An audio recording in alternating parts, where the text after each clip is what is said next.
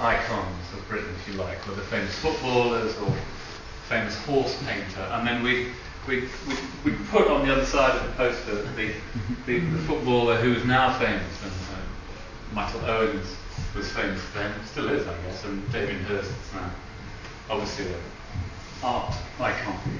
And we did a whole series of things in this manner, explaining that, you know, this is a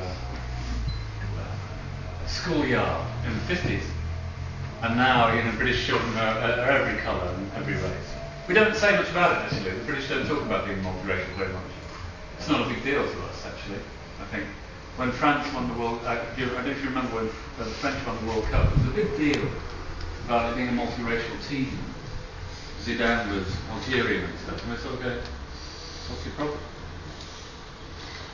You know, and other aspects, you know, Benny Hill, you know, everybody hates in England, but very popular around the world. You know, so there are certain things about British culture. We were also doing things that we're trying to explain English, because English is quite a hard, you know, the Dutch. Am I talking in low case speed actually? Because I know the Dutch mastery of English is always amazing. So. But there are some people who struggle with Dutch. You know, a comparative superlative. Small.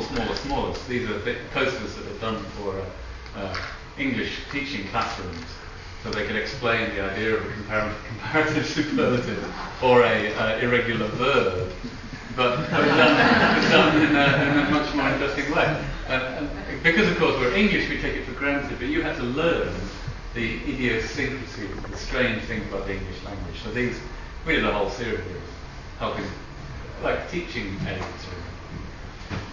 We've done other very serious projects. There's a big project for the UK Presidency of Europe where we used the idea of a flock of swans as the identity. We do quite a lot of moving image stuff. We don't do it, it's not, people don't come through the door because they want to use this for a moving image. They come here because they want us to do an identity project. But this is an interesting idea, that you would use a flock of swans to do the identity of Europe, and then it becomes, because they take it in turns, the swans take it in turns to fly up front of the formation, so it's quite a nice, because as you may know, the presidency switches from one nation to another. Other things that design can do, well, you can change someone's mind about a city. We started doing kind of a joke project a few years ago on London.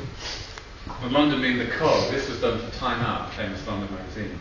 You know, that London was the cog that drove the country, and we were doing this imaginary project for Time Out about that London should be an independent nation, independent from the rest of the black cogs, because London, let's face it, London's everything. There's no point if you go to Manchester, you've got everything here. Sorry if any of you are from Manchester.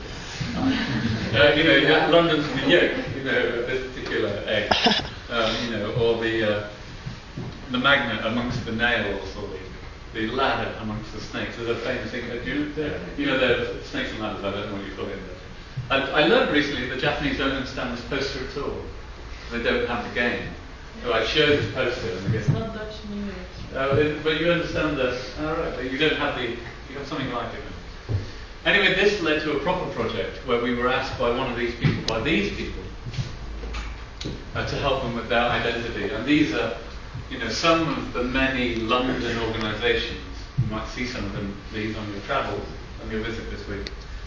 Some of them, all terrible identities. And we took this organisation, London First, and we changed their name to Think London, and then we gave it an identity, which has got 44 symbols in it. And it's a bit like a reflection. So the skyline is along the bottom, the famous skyline is along the bottom of on the other side, we've put all the things, all the reasons why you might want to. It's for businesses to come and set up in London, not in Eindhoven or Munich or Berlin or Paris or whatever. So think about doing it in London.